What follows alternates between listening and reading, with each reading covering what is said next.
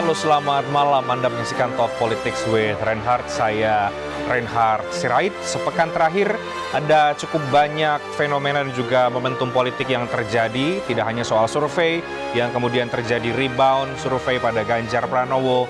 Kemudian juga ada sinyal-sinyal kebersamaan yang ditunjukkan oleh Presiden Jokowi kepada para baca pres. Ada Pak Ganjar dan juga Pak Prabowo Subianto. Kemudian dilanjutkan dengan agenda Presiden Jokowi ke Ganjar Pranowo di Jawa Tengah, yang kemudian banyak publik atau pandangan yang menyebut ini adalah sekali lagi sinyal dukungan dari Presiden Jokowi terhadap capres yang akan didukungnya di Pilpres 2024. Memang salah satu baca pres yang akan maju di tahun 2024 nanti, Ganjar Pranowo, ini usai dideklarasikan mendapatkan cukup banyak dukungan, ya, tidak hanya dari partai politik tapi juga dari elemen masyarakat. Hasil survei pun di sejumlah lembaga survei masih menyatakan bahwa mayoritas dari pendukungnya Pak Jokowi ini memilih Ganjar Pranowo dibanding dengan para baca pres lainnya. PD Perjuangan sebagai rumahnya Pak Ganjar Pranowo, partai memang kader dari PD Perjuangan, ini mengumumkan kepada Ganjar sebagai dukungan sebagai capres, dan Ganjar juga saat ini mendapatkan dukungan dari partai-partai lain. Setidaknya ada Partai P3, ada Perindo, dan juga Partai Hanura. Dukungan dari berbagai partai politik ini selain mempunyai kedekatan sejarah-sejarah, ya, seperti P3, namun juga punya visi yang sama dalam membangun Indonesia, termasuk dari Partai Hanura yang baru mengunjungi PD Perjuangan, dan juga ada Partai Perindo yang memang juga sudah menyatakan dukungan terhadap Ganjar Pranowo. Di sisi yang lain, terkait dengan dukungan Presiden Joko Widodo sekali lagi terhadap dirinya, ia meyakini bahwa Jokowi memiliki satu suara sebagai kader PDIP dalam Pilpres 2024. Dukungan Jokowi pun tampak jelas dengan hadirnya Gibran Rakabuming Raka sebagai juru kampanye dari Ganjar Pranowo. Di sisi yang lain juga kita melihat ada konsolidasi yang cukup matang dilakukan PD Perjuangan di Jawa Tengah sebagai lumbung suara PD Perjuangan untuk memenangkan Ganjar Pranowo. Kita juga bicara soal kedekatan Gibran dengan baca pres Ganjar sudah terjalin sejak lama. Bahkan Gibran mengaku di antara 3 capres di 2024 ia paling dekat dengan Ganjar Pranowo. Hal itu ia ungkapkan dengan Ganjar Pranowo saat melakukan kampanye di Bogor. Bersama saya Reinhard Sirait, kita akan melihat bagaimana kemudian rentetan peristiwa dan juga kegiatan dari Pak Ganjar Pranowo yang pernah saya ikuti dan juga saya wawancarai langsung dalam rentan waktu di tahun politik.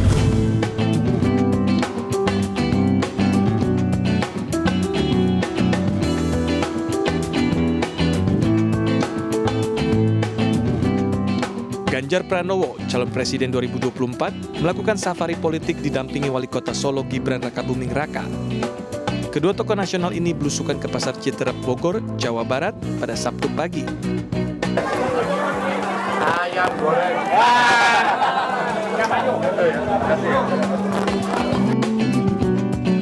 Ganjar dan Gibran bertemu dengan puluhan pedagang, bahkan menyempatkan waktu untuk meminum kopi di pasar.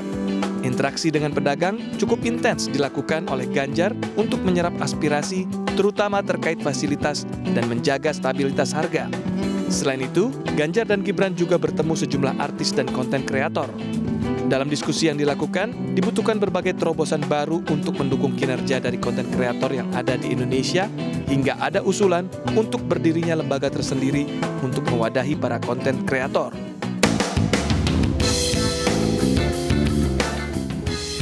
Apa saja yang dibahas oleh Gibran dan Ganjar dalam pertemuan Sabtu silam?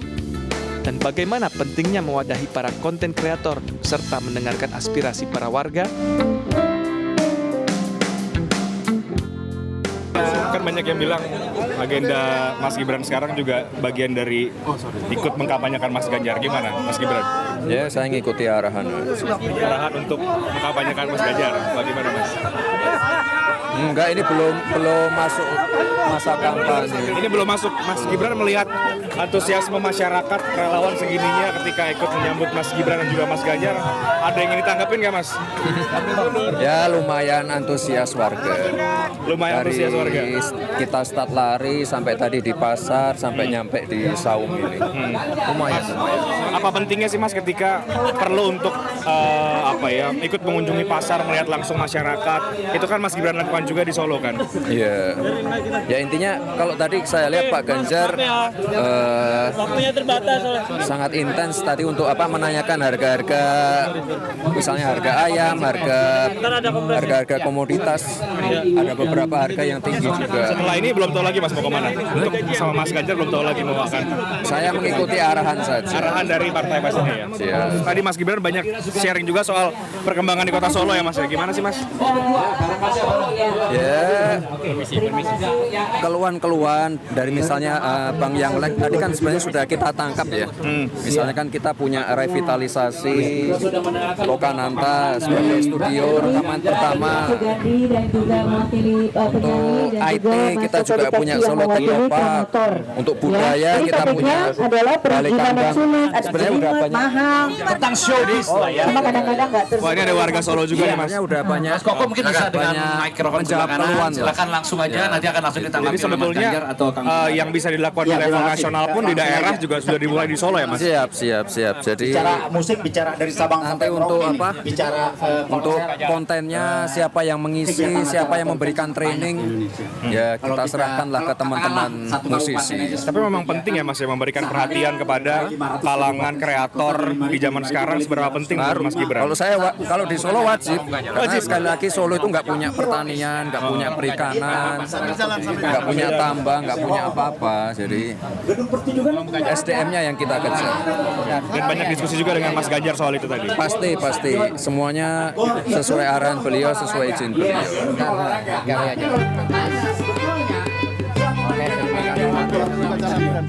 Silakan Mas lanjut. Ini udah. Lanjut lagi nih. Banyak banget nih Mas Gibran. Oke Mas, ini ternyata pendukungnya Pak Ganjar juga banyak yang ngefans sama Mas Gibran. Ya irisannya sama lah. Irisannya sama artinya, berarti pemilihnya Mas Gibran, pemilihnya Pak Jokowi, pemilihnya Pak Ganjar yakin ya? Ya.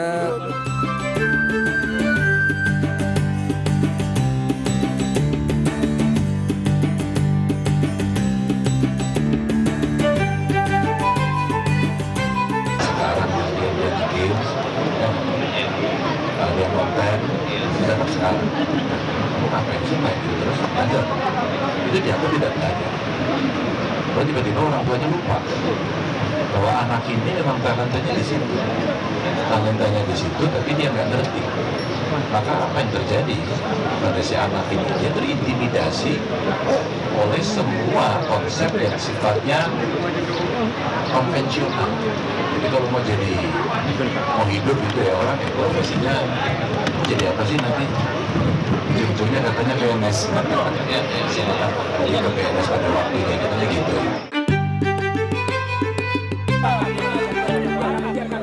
Sambil berdiskusi sebentar Pak. Kasih ruang, Pak Ganjar ya. Ya Pak, ini sudah bertemu dengan komunitas pedagang pasar, juga para kreator. Apa aspirasi yang Bapak tangkap sepanjang hari ini Pak? Kalau pedagang pasar tadi sudah saya sampaikan di sana, tadi soal biasa fasilitas dan stabilisasi harga karena beberapa komunitas meningkat. Contohnya tadi ayam ya.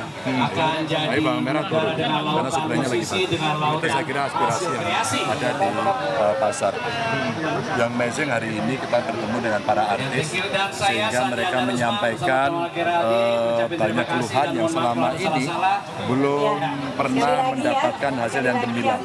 Umpama royalty, umpama creative hub, umpama sistem yang bisa mendorong artis-artis baru tampil. Atau mereka yang sudah juara dunia, mereka ingin continue. Kemudian mereka bisa terus berkreasi dan stabil dalam kualitas tinggi. Bahkan bisa kita ekspor. Penyanyinya hebat, lagunya hebat. Nah, beberapa terobosan kemudian butuh affirmative action dari pemerintah. Dan ini menarik. Bahkan bukan tidak mungkin mereka dijadikan diplomat Indonesia dari sisi seni. Sehingga ketika mereka tampil dalam seni, dalam tari, dalam musik, film, mereka selalu membawa nama Indonesia. Nah ini menurut saya penting karena beberapa diantaranya kan ada loh Pak di negara lain itu bahwa dia artis tapi dia bisa mendapatkan paspor diplomat, paspor biru. Wah ini keren. Ya. Dan Pak Ganjar juga beberapa tadi mencontohkan apa yang terjadi di Jawa Tengah sebetulnya ya Pak ya. Ya, tapi skopnya kecil, maka sebenarnya agak klop sih dengan mereka, tidak terlalu sulit untuk mengembangkan. Ya, tapi usulan mereka adalah lembaganya gitu ya, seperti Bikraf itu. Bikraf penting untuk kita hidupkan. Pak sedikit Pak soal politik. Tadi Mas Ganjar, Mas Gibran mengatakan kepada saya, pemilihnya Mas Gibran, pemilihnya Pak Jokowi itu sama dengan pemilihnya Pak Ganjar. Apa yang Mas Ganjar mau sampaikan soal pemilih yang hari ini, relawan yang hari ini berkumpul terus? Ya, kalau pertama konsistensi itu penting, karena pasti yang dulu berkumpul punya pikiran yang sama, punya visi yang sama, punya misi dan program yang sama, maka kita mesti berada pada barisan yang sama. Tapi itu tidak cukup. Mesti ada menyampaikan kepada kelompok-kelompok yang belum sevisi sama kita untuk kita ajak. Dan beberapa di Sulit tidak Pak? Hah? Sulit tidak itu? Semuanya butuh effort, butuh keseriusan, dan butuh menggunakan data yang benar. Sehingga kalau basis datanya benar, maka yang kedua adalah caranya yang benar. Setelah kita melihat waktu, maka strategi dan taktiknya juga harus benar. Dan itu kemarin yang diomongkan pada saat pelatihan. Oke, nah banyak yang berpandangan Mas Ganjar ketika Mas Gibran akhirnya juga turun untuk berkampanye bersama dengan Mas Ganjar bisa memberikan efek elektoral, elektabilitas terutama untuk menjangkau Gen Z dan juga milenial. Mas Ganjar meyakini hal yang sama tidak? Ya, saya kira saya berterima kasih ya Mas Gibran mau terlibat. Saya kira ini bagian dari komitmen beliau yang bagus dan itu akan berpengaruh. Karena Mas Gibran itu representasi seorang kepala daerah, anak muda yang akhirnya harus memimpin kota dengan seluruh daya potensi kreatifnya yang dan sukses ya Pak. Sampai hari ini so far so good, bagus gitu. Jadi artinya pasti itu akan bisa menginspirasi sehingga yang lain, kalian, kamu juga bisa.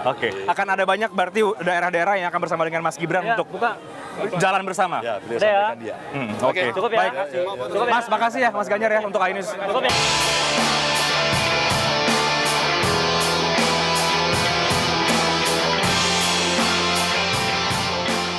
Safari politik antara Ganjar dan Gibran akan terus dilakukan, dan Gibran sendiri sudah siap menjalankan tugas sebagai juru kampanye untuk tim pemenangan Ganjar Pranowo pada pemilu 2024.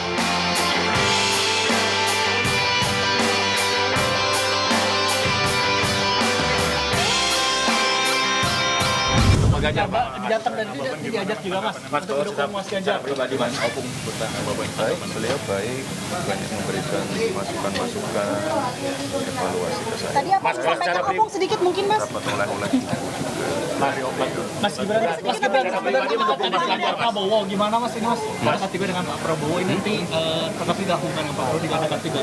Mas Gibran kan dekat begitu dengan Pak Prabowo. Saya dekat dengan semua, Pak Prabowo, Pak Anies. Ya paling dekat ya sama Pak Ganjar.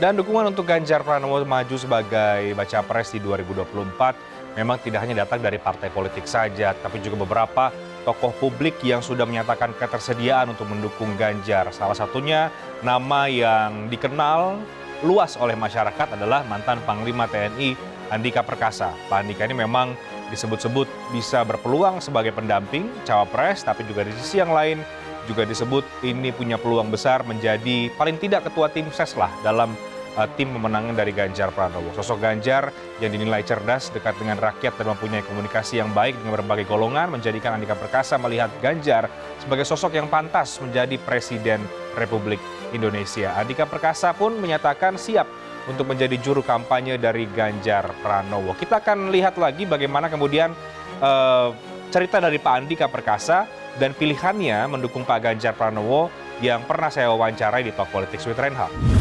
Selamat malam Pak. Selamat malam Mas. Apa kabar, sehat Pak Andika? Baik Mas. Yang kemarin itu adalah kemunculan terakhir Pak Andika dalam momen politik ya, yang berkaitan dengan pemenangan Pak Ganjar Pranowo yang tadi Mas Hasto katakan punya peluang untuk menjadi cawapres. Tapi sebelum saya bertanya sampai ke soal cawapres Pak Andika, Anda kan sudah menyatakan bahwa memang mendukung Pak Ganjar. sudah banyak juga ditanya oleh media sejauh mana kemudian posisi dan lain sebagainya dalam pemenangannya Pak Ganjar. Jadi sampai hari ini pun secara signifikan peran yang akan diambil oleh Pak Andika Perkasa dalam pemenangan Pak Ganjar Pranowo itu memang belum terjawab atau belum selesai dibicarakan sebetulnya Pak Andika. Ya, seperti kata Mas Hasto kemarin, kan memang belum ada keputusan resmi dari Ketua Umum PDIP.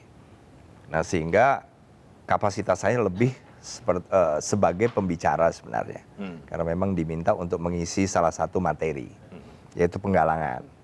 Jadi ya lebih sejauh ini adalah pilihan pribadi saya yang lebih pas menurut saya untuk mendukung Mas Ganjar.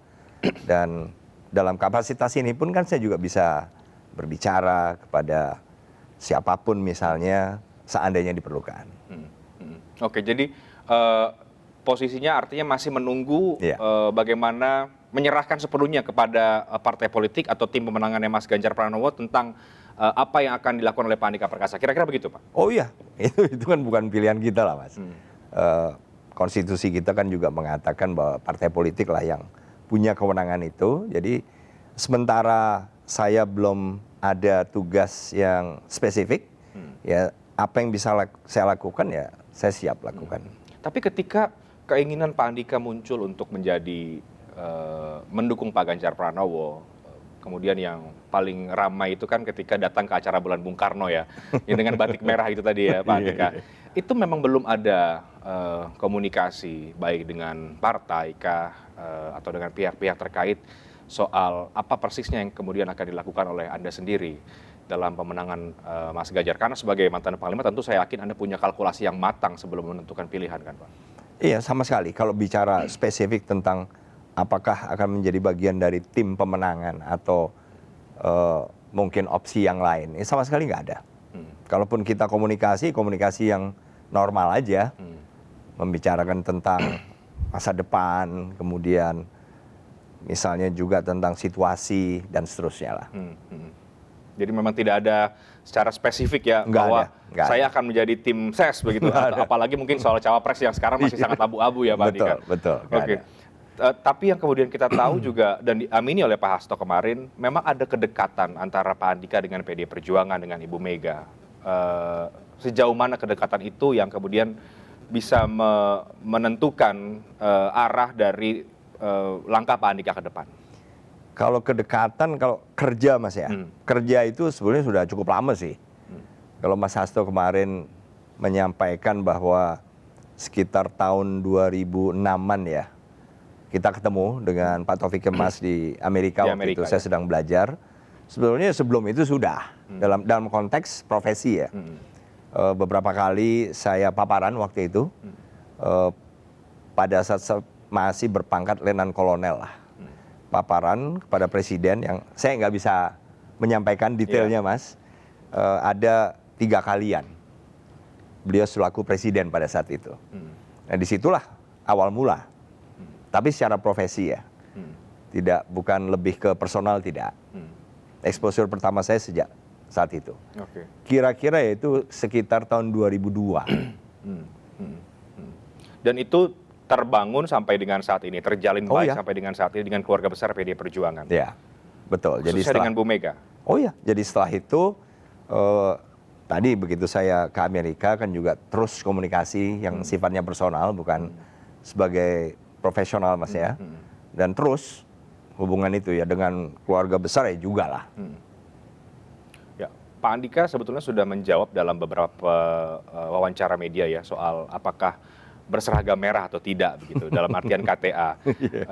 Saya tidak tahu persisnya sebenarnya bagaimana karena kemarin ada juga mungkin pernyataan Pak Hasto yang mengarah sudah menjadi anggota begitu ya. Dan saya pernah ingat ada momen ketika Pak Andika berziarah ke makam Bung Karno, kemudian juga video call dengan Ibu Mega, itu kan tentu satu momen yang cukup penting dan semakin menguatkan bahwa Pak Andika memang akan terjun ke partai politik dalam hal ini PD Perjuangan. Apa jawaban Pak Andika sebenarnya, Pak? Ya, Mas Hasto kemarin sudah jawab loh Mas. Jawabannya juga panjang tuh. Mungkin susah straightforward ya. Jadi saya juga nggak bisa menjawab Mas. Tapi bahwasanya hubungan saya dengan keluarga Ibu Mega, keluarga besar ya itu kan sudah lama tadi. bukan hanya dengan keluarga Bu Mega, tapi juga keluarga Ibu Rahmawati almarhum. Yang kemarin di Blitar itu kan putra-putrinya Ada dari putranya Bu Rahmawati Rahma, ya. almarhum ya. Kemudian juga Bu Sukma, kemudian Mas Guru, ya semualah. Pak Guntur apalagi juga. Jadi udah lama juga Mas hubungan kita. Jadi KT atau tidak itu apakah menunggu waktu saja atau negosiasi yang belum selesai? Biasanya kalau partai politiknya ada negosiasinya, Pak? Wah, kalau saya enggak Mas, kalau saya enggak negosiasi. Karena benar-benar saya ini intinya memahami situasi saya di mana, posisi saya di mana. Jadi apapun yang ditugaskan kepada saya siap. Pak, kembali ke pilihan Pak Ganjar untuk pilihan Pak Andika untuk mendukung Pak Ganjar ya. Sekali lagi, apakah memang ini sebuah pilihan pribadi atau memang ada dorongan dari pihak-pihak tertentu untuk menguatkan pilihan itu bahwa lebih baik Anda di Pilpres 2024 menentukan sikap soal dukungan kepada Pak Ganjar Pranowo? Pilihan pribadi Mas, pribadi, dan bahkan itu kan saya buat dan saya ucapkan itu jauh sebelum ada komunikasi tentang misalnya tim pemenangan atau misalnya opsi lain. Seperti kemarin, kan jauh sebelum itu. Jadi tidak ada hubungannya dengan apakah nanti saya punya tugas atau enggak pun, ya itu pilihan saya. Karena apa? Karena untuk pertama kalinya kan saya akan memberikan vote saya di pemilu 2024. Untuk pertama kalinya.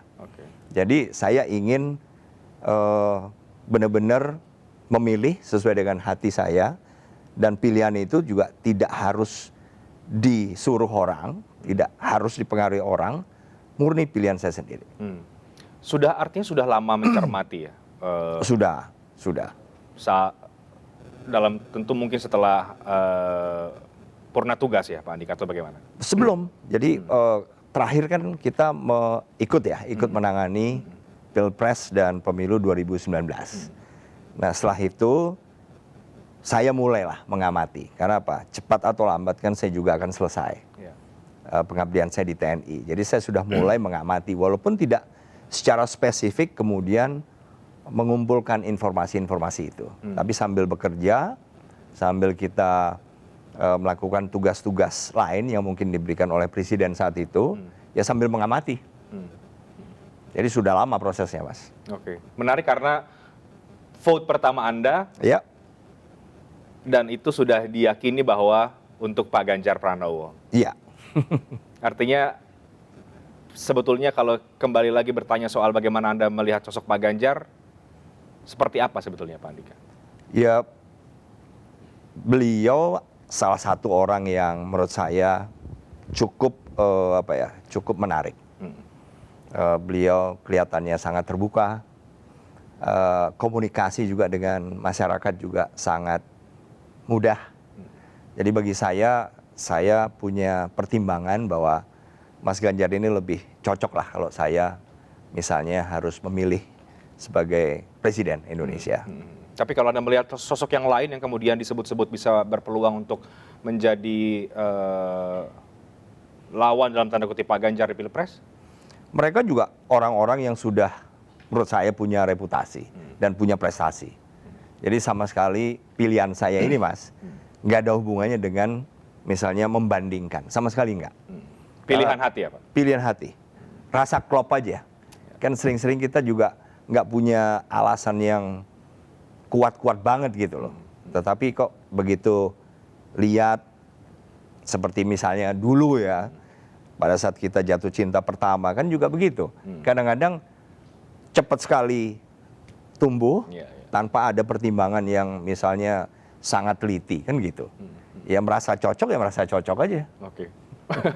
Jadi apakah kemudian nanti akan berKT atau tidak, apakah tugasnya seperti apa, yang jelas publik akan melihat dalam jalan menuju 2024 ini Pak Andika Perkasa memang akan ada di pusaran panggung politik bersama dengan Pak Ganjar Pranowo. Kalau di pusaran atau enggak itu kan bukan pilihan saya Mas. Kalau saya mau diambil ke dekat lingkaran Mas Ganjar, saya siap. Enggak pun toh saya juga akan vote kok tahun depan.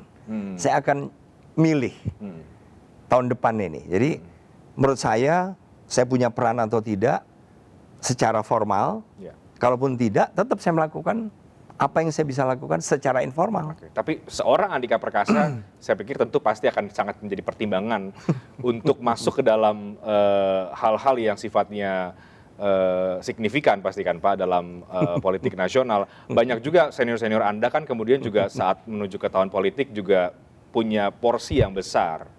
Ya itu kan saya nggak mau GR lah Mas. Kalau dianggap saya bisa membantu secara formal, ya saya siap. Kalau enggak, paling enggak di keluarga saya. Saya juga akan membantu Mas Ganjar di keluarga saya, di sekitar tetangga-tetangga saya, apa yang saya tahu tentang Mas Ganjar. Oke. Pak, masih berkaitan dengan soal dukungan. Bagaimana pandangan Pak Andika soal sekarang ya, ada dua capres yang juga mengusung isu keberlanjutan dari Presiden Joko Widodo, dan di saat yang sama juga sama-sama dianggap kemudian banyak pihak yang membaca dukungannya Pak Jokowi terbagi menjadi dua. Nah, Pak Andika pernah menjadi panglimanya Pak Joko Widodo.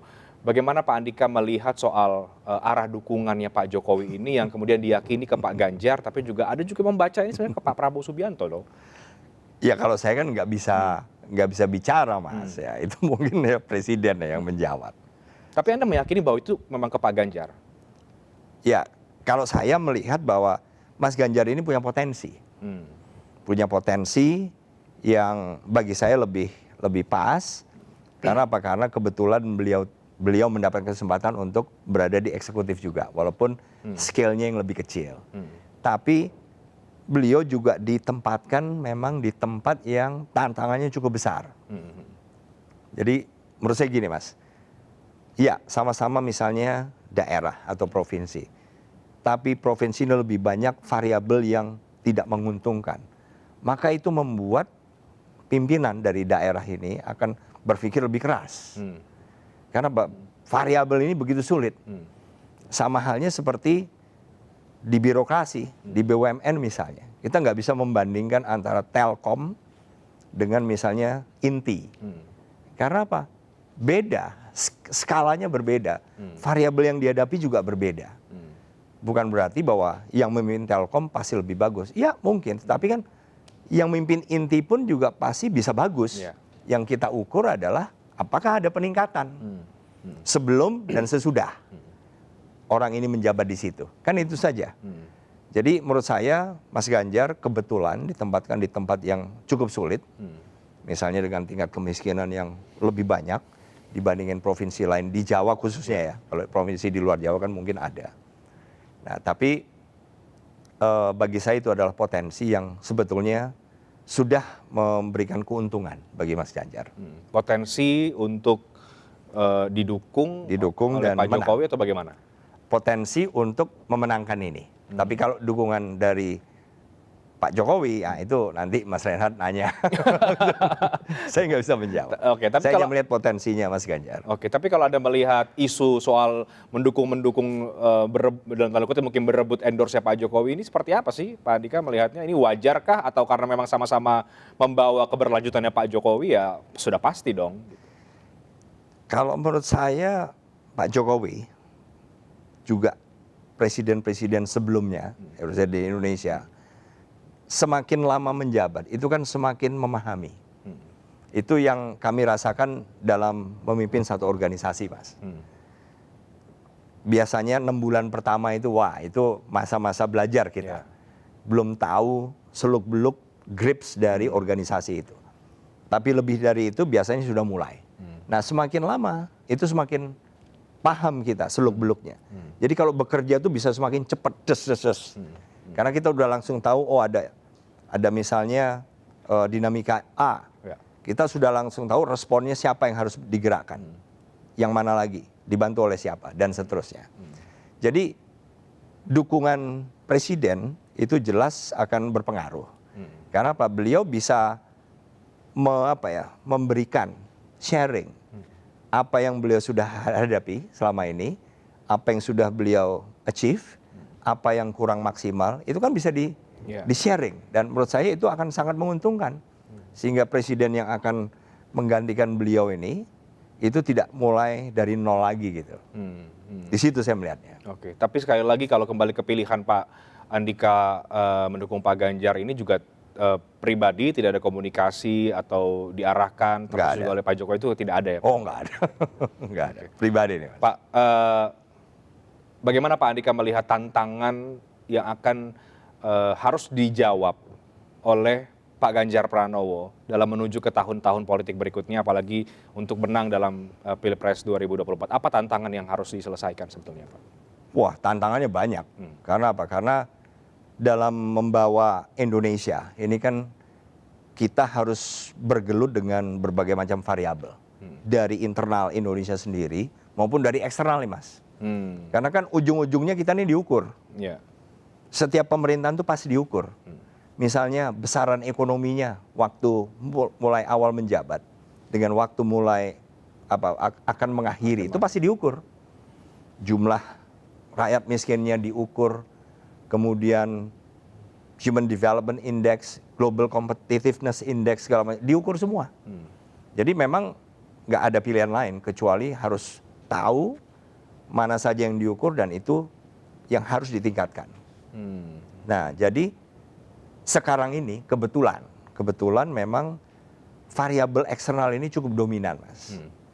Jadi dua dinamika yang terakhir ini yang memang banyak memukul banyak negara di dunia ini adalah COVID 2019 dengan perang Ukraine.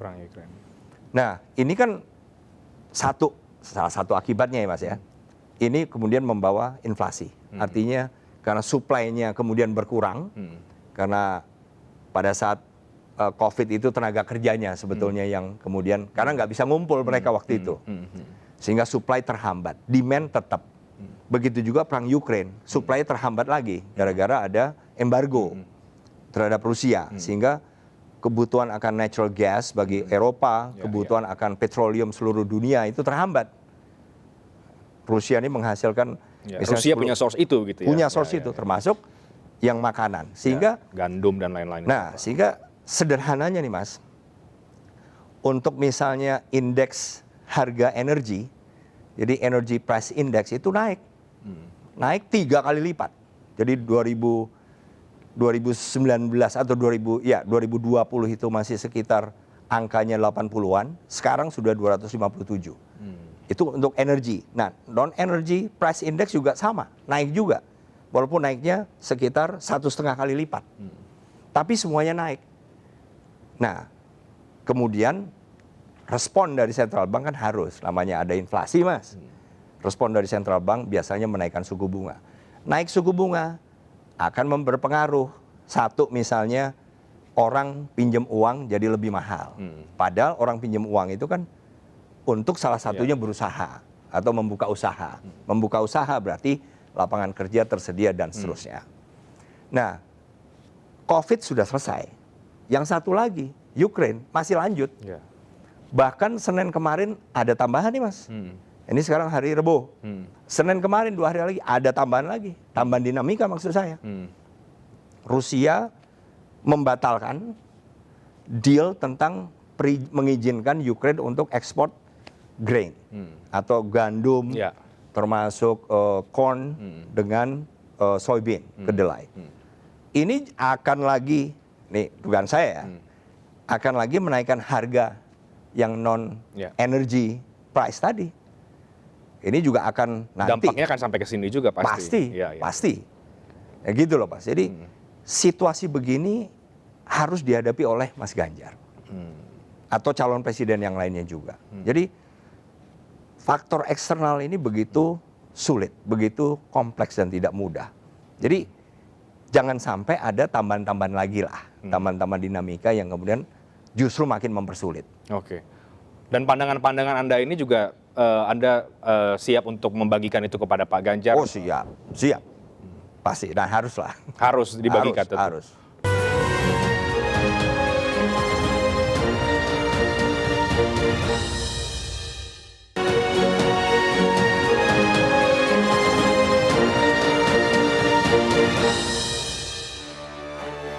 Dan kalau kita bicara mengenai survei, lembaga survei beberapa waktu belakangan terus mengeluarkan hasil surveinya.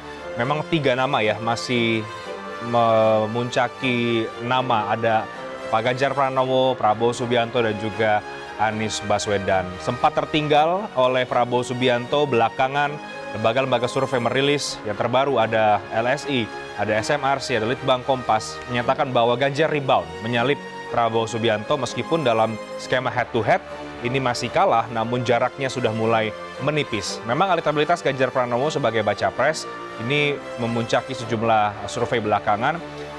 Sekjen PD Perjuangan Hasto Kristianto mengatakan meningkatnya elektabilitas Ganjar ini menunjukkan rakyat lebih mengenal dan percaya akan sosok Ganjar mampu memimpin Indonesia menjadi presiden. Selain itu, faktor lainnya adalah kerjasama antar partai koalisi seperti PD Perjuangan, P3, Perindo, dan juga Hanura, serta relawan yang sudah saling melengkapi. Hasto juga kepada saya menyatakan bahwa momen dari reboundnya Ganjar ini akan terus naik sampai nanti kemudian mendekati hari pencoblosan dan akan terus dijaga oleh partai politik dan juga relawan yang mendukungnya. Terima kasih Mas Sekjen sudah hadir di Talk Politics with Reinhardt lagi.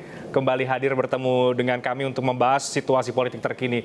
Saya ingin mulai Mas Hasto dari hasil survei ya, yang tadi kita lihat hari ini dari Kompas, ada rebound survei dari Mas Ganjar Pranowo mengikuti survei indikator politik sebelumnya. Jadi dalam simulasi 3 nama, Mas Ganjar sudah menyalip Pak Prabowo Subianto. Dari kacamata Mas Hasto sendiri, apakah ini karena faktor politika atau ada faktor yang lain yang bisa membuat rebound surveinya Mas Ganjar Pranowo ini? Ya, ada beberapa faktor. Yang pertama, rakyat semakin mengenal Pak Ganjar Pranowo dengan tingkat disukainya yang jauh lebih besar daripada Pak Prabowo dan Pak Anies, maka otomatis ini berdampak pada naiknya elektoral Pak Ganjar sehingga terjadi rebound. Dan ini artinya Ganjar menuju puncak, sementara Pak Prabowo sudah mencapai puncak dan cenderung untuk menurun. Yang kedua, ini juga menunjukkan bagaimana kerja partai PD Perjuangan, P3, Perindo, Hanura bersama dengan komponen relawan ini saling melengkapi dan kemudian masing-masing memiliki suatu ruang garap yang memberikan kontribusi yang sangat positif, apalagi mulai bulan Juli Agustus begitu banyak deklarasi dukungan yang diberikan kepada Pak Ganjar Pranowo, baik dari kalangan akademisi, kemudian dari kalangan buruh, dari kalangan pedagang UMKM, wira swasta, mahasiswa. Ini memberikan suatu dampak yang positif bagi kenaikan elektoral dari Pak Ganjar Pranowo. Yang ketiga, jangan dilupakan bahwa di dalam Pilpres, karakter kepemimpinan, moralitas calon itu menjadi sangat penting. Dari berbagai survei menunjukkan bagaimana Pak Ganjar Pranowo karakternya sebagai sosok yang memiliki pengalaman yang lengkap. Keluarganya, keluarga sakinah, istrinya juga berasal dari Nahdlatul Ulama, anak kiai besar, anaknya Mas Alam itu juga menjadi representasi dari gerakan anak-anak muda, apalagi prestasi juga dari Mas Alam ya sejak kecil itu di dalam dunia pendidikan sangat membanggakan. Kemudian dari keluarga, kemudian prestasi Pak Ganjar mampu mengetaskan 1 juta kemiskinan tercepat dibandingkan provinsi-provinsi yang lain. Kemudian kebijakan-kebijakan pro rakyat, tapi yang lebih penting bahwa dengan daya gerak Pak Ganjar ini kemudian memberikan suatu kesadaran pada publik bahwa kesinambungan kemajuan yang dilakukan oleh Presiden Jokowi itu harus dipastikan pada orang yang tepat, dan itu adalah Pak Ganjar Pranowo. Hal-hal inilah yang mendorong elektoral naik sehingga kita saksikan hari ini dari beberapa lembaga survei yang kredibel, bukan abal-abal, menunjukkan tingkat kepercayaan yang makin besar. Ini membangun 3 faktor optimisme. Ini ya Mas Hasto ya? Iya betul. Oke, kepemimpinan yang tadi Mas Hasto katakan baik di tingkat keluarga dan juga di tingkat pemerintahan, ini seberapa penting berpengaruh terhadap bagaimana masyarakat atau publik kembali atau melihat menyukai sosok Pak Ganjar kalau kita bicara sosok pemimpin masa depan di tahun 2024? Ya, ini memberikan suatu jaminan, apalagi dengan jumlah penduduk yang lebih dari 270 juta rakyat Indonesia. Rakyat menyadari pentingnya pemimpin yang punya stamina tinggi, pemimpin yang punya pengalaman yang lengkap, dan Pak Ganjar ini digembleng di lembaga DPR dengan tingkat pertarungan politik yang sangat intens, dan kemudian juga sebagai gubernur 2 periode. Sehingga di dalam ujian-ujian selama di DPR dan juga sebagai gubernur, Pak Ganjar membangun karakter kepemimpinan yang konsisten, karakter kepemimpinan yang menyelesaikan masalah rakyat, dan kemudian yang lebih membahagiakan, Pak Ganjar ini mencari solusi terhadap berbagai persoalan rakyat sebagaimana Pak Jokowi lakukan dalam tradisi belusukan. Bahkan Pak Ganjar bisa dengan enak tidur di rumah penduduk, sesuatu yang tidak bisa dilakukan oleh calon lain. Kedekatan antara pemimpin dan rakyat inilah yang akhirnya menimbulkan suatu apresiasi yang sangat positif. Padahal di ujung masa jabatan justru sebetulnya Mas Hasto ya. Oh iya. Masyarakat Jawa Tengah terpotret tampak agak berat sudah tanda kutip melepas Pak Ganjar sebagai gubernur ya. Iya, apalagi nanti setelah tanggal 5 September ini akan muncul suatu daya gerak yang lebih maksimum dari Pak Ganjar Pranowo. Kemarin sejak dideklarasikan pada tanggal 21 April, Pak Ganjar kan punya tanggung jawab untuk menyelesaikan seluruh kewajibannya sebagai gubernur. Dan ketika Pak Ganjar bertemu dengan rakyat, rakyat datang dengan penuh antusias bertemu dengan Pak Ganjar, ini menunjukkan bahwa pemimpin itu harus dicintai oleh rakyat.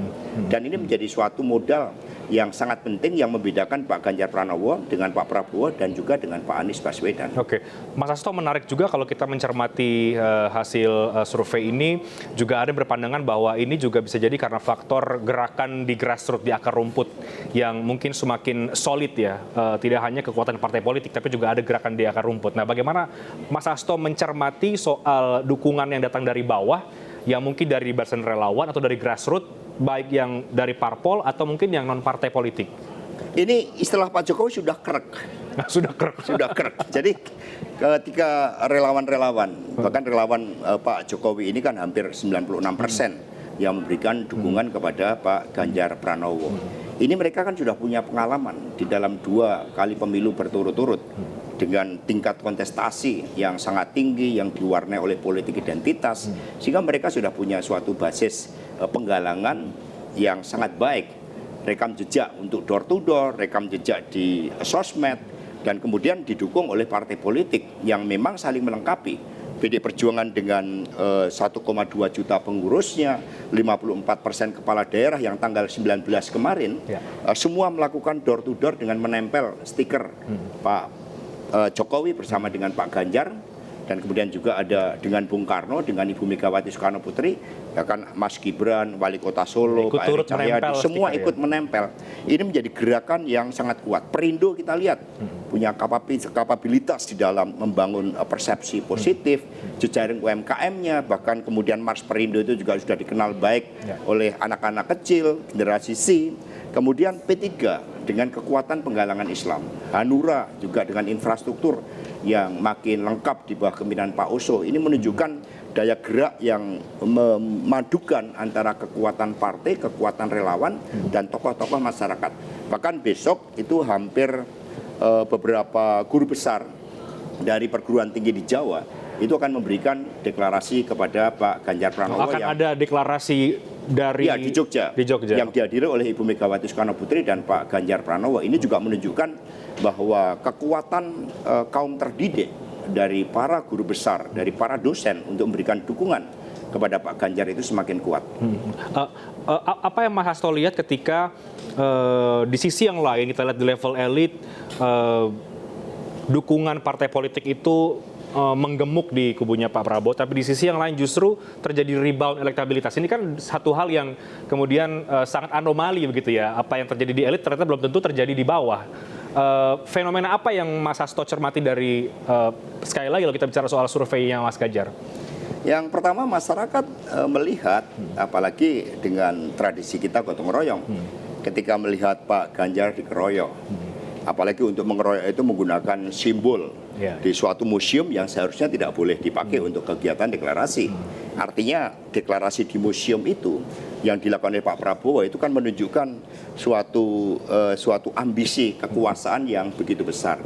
Ini malah menciptakan suatu arus balik. Sehingga rakyat berempati kepada Pak Ganjar Pranowo, kenapa harus dikeroyok dengan cara seperti itu. Memunculkan suatu solidaritas sosial dari masyarakat, termasuk dari kalangan guru besar yang ingin memberikan dukungan kepada Pak Ganjar Pranowo, sehingga ini akan semakin melengkapi segmentasi dari pemilih Pak Ganjar yang sebelumnya kuat di ibu-ibu, kuat di basis menengah ke bawah, kemudian ditambah dengan kaum terdidik yang mendukung Pak Ganjar, ini akan semakin melengkapi segmen pemilih dari Pak Ganjar. Dengan demikian, dengan terjadinya rebound, maka ini menciptakan suatu optimisme bagi seluruh pendukung Pak Ganjar untuk bekerja lebih keras lagi. Jadi rebound ini maknanya bagi para pendukung adalah optimisme ya, optimisme untuk semakin bergerak. Optimisme dan momentum. Dan momentum. Sebagai sebuah momentum dan bagi kami terus melakukan evaluasi. Kita melihat kekurangan-kekurangan yang terjadi pada bulan April setelah deklarasi sampai hari ini, dan momentum inilah yang kemudian menyatukan seluruh gerakan untuk turun ke bawah. Apa evaluasi yang mungkin bisa dibagikan kepada publik, Mas Hasto, dari momentum deklarasi sampai sekarang dan terjadi rebound? Paling tidak kan tentu partai-partai politik kan punya catatan ya terhadap bagaimana dinamika politik terkini. Apa yang kira-kira menjadi evaluasi soal itu? Ya, publik memang ingin segera mendorong Pak Ganjar untuk menyampaikan suatu gagasannya bagi Indonesia Raya, bagi masa depan. Ini semua memang ada tahapannya. Yang pertama kali Pak Ganjar gerak cepat keliling seluruh Indonesia, menyerap aspirasi rakyat, kemudian dikontemplasikan, berdiskusi dengan para ahli, dan kemudian dipaparkan. Maka sekarang Pak Ganjar dalam posisi yang paling siap untuk melakukan debat dengan calon presiden yang lain. Ini menurut saya merupakan hal yang sangat bagus. Setelah keliling Indonesia, maka tiba saatnya untuk dilakukan debat antar calon di perguruan tinggi dan Pak Ganjar memiliki pengalaman yang cukup, dan sangat siap untuk menghadapi itu. Kan karena sekarang kan siap. Bagi pandangan-pandangan kritis kan menekankan ya Mas Hasto paling tidak kapan capres-capres ini menunjukkan gagasannya, termasuk juga bagi Pak Ganjar Pranowo. Artinya memang tahapannya sekarang menyerap aspirasi, baru berikutnya adalah menyampaikan gagasan itu. Ya kan, bagaimanapun juga Pak Ganjar kan masih juga sebagai gubernur. Tanggung jawab gubernur itu kan harus dipenuhi sebaik-baiknya kepada rakyat. Pak Ganjar tidak ingin dipersepsikan sebagai sosok pemimpin yang melupakan mandatnya. Maka mandat utama sebagai gubernur inilah yang dijalankan. Dan kemudian dengan momentum rebound ini, maka tahap selanjutnya adalah menyampaikan suatu gagasan-gagasan tentang bagaimana menyelesaikan masalah rakyat, tentang bagaimana bergerak cepat melanjutkan kepemimpinan Pak Jokowi, dan kemudian juga berbicara tentang bagaimana Pak Ganjar kepemimpinannya itu mampu membangun kepemimpinan Indonesia termasuk juga bagi dunia. Karena berbagai tantangan sudah diberikan oleh Presiden Jokowi. Termasuk di dalam pidato Presiden Jokowi di MPR kemarin, Pak Jokowi menyebutkan berbagai peluang-peluang yang kita pegang untuk masa depan. Misalnya bagaimana kita menjadi kekuatan perekonomian terbesar kelima di dunia. Inilah yang kemudian harus dijawab oleh Pak Ganjar Pranowo setelah beliau menyelesaikan tugasnya sebagai gubernur. Purna tugas nanti di 5 September ya? Iya. Kalau saya tidak salah. Artinya setelah itu Pak Ganjar akan semakin total menuju ke tahun 2024 karena sudah selesai mengemban tugas, artinya sudah banyak rencana yang akan dilakukan untuk menuju ke tahun 2024. Semakin total dan betul-betul menampilkan jati dirinya sebagai seorang pemimpin. Karena tanggung jawab di Jawa Tengah sudah dapat dijalankan dengan baik, dan kemudian rakyat mengantarkan Pak Ganjar Pranowo di dalam penugasan-penugasan yang lebih memerlukan tanggung jawab bagi seorang pemimpin untuk menjadi Presiden Republik Indonesia yang ke-8, semua bergerak. Tetapi bagi tim kampanye, kami terus melakukan kritik otokritik. Kami melihat ke dalam, karena apapun untuk menjadi seorang Presiden Republik Indonesia, itu harus betul-betul disertai suatu niatan yang jernih. Bahwa apa yang dilakukan oleh Pak Ganjar Pranowo itu murni sebagai dedication of life bagi bangsa dan negara. Jadi di situ berbagai bentuk ambisi-ambisi kekuasaan itu harus diganti menjadi suatu niatan yang tulus, pengabdian, bagaimana mendorong agar berbagai tantangan yang diberikan oleh Presiden Jokowi 13 tahun harus mampu memanfaatkan bonus demografi untuk mengalami loncatan kemajuan. ini yang benar-benar dipikirkan oleh Pak Ganjar Pranowo. Oke, Mas Hasto masih terkait dengan survei. Kalau kita membuka lagi surveinya Kompas, ada keunggulan Pak Ganjar memang di Pulau Jawa, hampir semua Pulau Jawa kemudian mendominasi. Tapi ada tantangan di luar Pulau Jawa. Nah, bagaimana ini kemudian juga dicermati dan juga dikalkulasikan agar yang di Pulau Jawa, di luar Pulau Jawa pun ini juga bisa berbalik situasinya. Seperti apa, Mas Hasto? Ya, salah satunya dengan sinergi. Misalnya dari Perindo, itu kan ada Tuan Guru Bajang. Ya, beliau sebagai sosok yang sangat dihormati di NTB. Ini pasti akan memiliki signifikansi dukungan kepada Pak Ganjar Pranowo karena Perindo memiliki basis tokoh-tokoh yang juga cukup kuat di luar Jawa. Demikian pula P3. Jangan lupa bahwa P3 ini memiliki basis yang sangat kuat. Misalnya seperti di Kalimantan Selatan, kemudian di Kalimantan Barat, di Sumatera Barat. Ini kan basis-basis tradisional dari P3. Dan kami melihat sendiri bagaimana P3 di bawah pimpinan Pak Mardiono ini bergerak cepat dengan simbol P3 dengan lambang Ka'bahnya. Ini menjadi suatu daya tarik untuk betul-betul menampilkan sebagai partai Islam yang di satu sisi sangat memahami bagaimana Islam sebagai rahmatan lil alamin, tetapi juga transformasi umat Islam di dalam mencapai kemajuan di dalam gerak cepat pembangunan ini akan dapat dijalankan dengan baik oleh P3. Kemudian nantinya faktor siapa yang akan menjadi calon wakil presiden Pak Ganjar itu juga menjadi faktor yang sangat penting. Pasti akan mempertimbangkan aspek-aspek elektoral berdasarkan juga pendekatan-pendekatan geografis tersebut, termasuk di dalam merancang kampanye nanti. Mana yang fokus di Sumatera, mana yang fokus di Jawa, mana yang di Indonesia bagian timur. Ini akan dilakukan pembagian tugas yang baik. Oke, ya kejar-kejaran elektabilitas memang masih terjadi antara Ganjar dan juga Prabowo Subianto. Bahkan meskipun sudah ada kubu-kubu koalisi, Presiden Jokowi juga terbaru menyatakan bahwa ini masih ngalor ngidul. Artinya partai politik meskipun sudah menunjukkan ada kedekatan dengan baca pres tertentu, namun koalisi yang sekarang terjadi ini masih sangat cair dan bisa kemudian berubah sewaktu-waktu. Memang Ganjar Pranowo baca pres 2024 saat ini mengungguli suara kandidat capres lainnya dalam versi lembaga survei, namun ini belum suara final karena pemilihan presiden saat ini masih berada di titik awal. Konsistensi dalam meraih suara pemilih hingga kemampuan baca pres untuk menunjukkan kepada publik bahwa mereka memang pantas untuk memimpin Indonesia menjadi tolak ukur kemenangan di tahun 2024. Dan saat ini sudah banyak pihak yang memang menginginkan para baca pres ini tidak lagi kemudian beradu gimmick saja, tapi sudah muncul terhadap wacana gagasan apa yang akan ia sampaikan kepada masyarakat, ia tawarkan untuk bisa dipilih dan mendapatkan simpati dari publik. Apapun itu, apakah gagasan mengenai keberlanjutan dari Presiden Jokowi atau mungkin perubahan yang perlu dilakukan untuk kebaikan Indonesia ke depan. Kita masih menunggu para baca pres ini untuk masuk ke dalam skema ataupun adu gagasan yang dinanti oleh masyarakat, tidak hanya sekedar kemudian